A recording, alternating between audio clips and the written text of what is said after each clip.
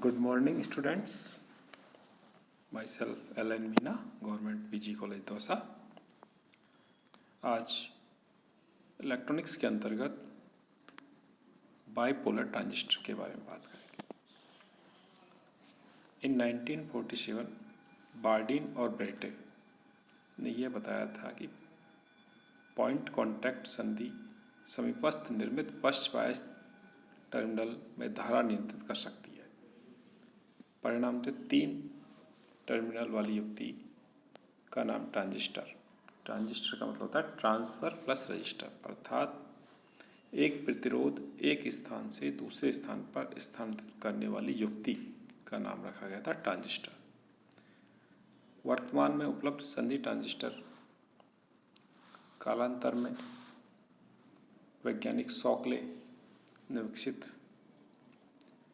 किए, जिसमें एक पॉइंट कांटेक्ट और एक टर्मिनल के स्थान पर संधि उत्पन्न की जाती है। विविक्त ट्रांजिस्टरों के निर्माण में एक त्रुटि विहीन आदर्श क्रिस्टलीय अर्धचालक आधार वेफर में अशुद्धि विसरण द्वारा इस प्रकार किया जाता है कि 2 N प्रकार के क्षेत्रों के मध्य एक P प्रकार का पतला क्षेत्र प्राप्त हो और NPN ट्रांजिस्टर अथवा 2 P प्रकार के क्षेत्रों के मध्य एक N प्रकार का पतला क्षेत्र प्राप्त हो, जैसे कि डायग्राम में दिखा रखा है। PNP PNP में P उत्सर्जक, N आधार और फिर P संग्राहक। इसी प्रकार से NPN में एक उत्सर्जक, P आधार और N संग्राहक होता है। Bipolar transistor construction. अशुद्ध क्षेत्रों के आधार पर ट्रांजिस्टरों का नामकरण 2 प्रकार से किया जाता है, NPN अथवा PNP। एक पतला P क्षेत्र 2 N क्षेत्रों के बीच अथवा एक पतला N क्षेत्र 2 P क्षेत्रों के बीच। ट्रांजिस्टरों की संरचना के आधार पर हम 2 ही प्रकार के ट्रांजिस्टरों को प्रचलन में प्रयोग में लेते हैं, PNP अथवा NPN ट्रांजिस्टर। ट्रांजिस्टर में 2 प्रकार के भाग होते हैं, तो इलेक्ट्रॉन और एक कोटर। इलेक्ट्रॉन तो E और कोटर H होल्स, जो कि विपरीत प्रकृति के होते हैं और प्रभावी रूप से E जो नेगेटिव होते हैं और होल्स और प्रोटॉन जो है धनात्मक प्रकृति के होते हैं। इन युक्तियों को हम द्विध्रुवीय ट्रांजिस्टर कहते हैं। इन 3 क्षेत्रों के नाम उत्सर्जक एक सिरे वाला, आधार बीच वाला, संग्राहक दूसरे सिरे वाला, जो कि डायग्राम में दिखा रखा है। ट्रांजिस्टर में 2 संधियां बनेंगी, एक उत्सर्जक आधार संधि, दूसरी आधार संग्राहक संधि। डायग्राम में दिखा रखा है। ट्रांजिस्टरों की संधि और अवक्षय क्षेत्र दोनों दिखा रखा है। यहाँ पर आधार क्षेत्र को आवर्धित करके दिखाया गया है ताकि आप अवक्षय क्षेत्र को स्पष्ट रूप से भलीभांति समझ सकें। ट्रांजिस्टर की कार्यप्रणाली आसानी से समझने के लिए प्रतीकात्मक चित्र वास्तविक भौतिक रूप में इनकी संरचना भिन्न हो सकती है।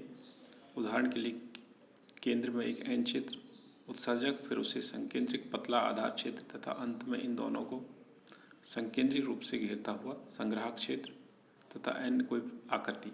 इसलिए भौतिक रूप से जब आप विविक्त ट्रांजिस्टरों को देखते हैं तो 3 टर्मिनल वाले छोटे छोटे धातु के बेलनाकार अथवा छोटे छोटे सख्त बैकलाइट के अर्धचालक आकृतियों के होते हैं, जिनमें टर्मिनल अर्धवृत्तों में लगे होते हैं।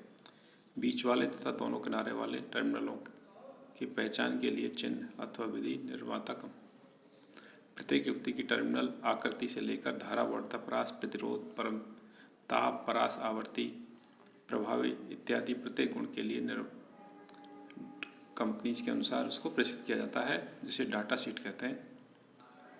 ट्रांजिस्टर की संरचना में महत्वपूर्ण बिंदुओं पर पूरी PNP और NPN आकृति किसी धातु या बेकेलाइट के खोल में इस प्रकार से सील कर दी जाती है कि बाहरी वातावरण का युक्ति पर कोई प्रभाव न पड़े। 3 टर्मिनल NPN क्षेत्र से संधियों के पास 2 बाहर से निकाल लिए जाते हैं, जिनसे युक्ति को परिपथ से संबंधित कर दिया जाता है। एनपीएन और पीएनपी ट्रांजिस्टरों के सिंबल बना रखे हैं अपन। करंट का जो फ्लो होता है पी से एन की ओर होता है, एनपीएन हो चाहे पीएनपी हो। ट्रांजिस्टर के तीनों क्षेत्रों के संचालन में सबसे महत्वपूर्ण है कि ट्रांजिस्टर में उत्सर्जक तथा संग्राहक टर्मिनलों को आपस में अदला बदली नहीं की जा सकती, क्योंकि तीनों क्षेत्रों की सांद्रताएं बहुत अलग होती हैं। उत्सर्जक क्षेत्र की अशुद्धि सांद्रता है सबसे अधिक होती है, इसलिए इसे वाहकों के स्रोत का काम करता है, इसलिए इसका नाम उत्सर्जक रखा जाता है।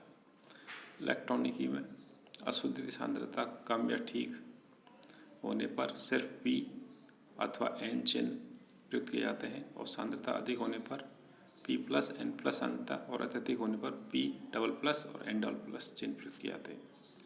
ट्रांजिस्टरों में अधिकतर उत्सर्जक और संग्राहक के लिए N अथवा P ही लिखा जाता है, परंतु उत्सर्जक में अशुद्धि सांद्रता संग्राहक से बहुत अधिक है, इसलिए उत्सर्जक और संग्राहक अदल बदल नहीं किए जा सकते। उन्हें उत्सर्जक क्षेत्र संग्राहक क्षेत्र से छोटा होता है, क्योंकि अशुद्धि सांद्रता क्षेत्र के प्रतिरोध को प्रभावित करती है। अधिक डोपिंग, अशुद्ध सांद्रता और छोटे क्षेत्र के कारण उत्सर्जक क्षेत्र का प्रतिरोध बहुत कम होता है।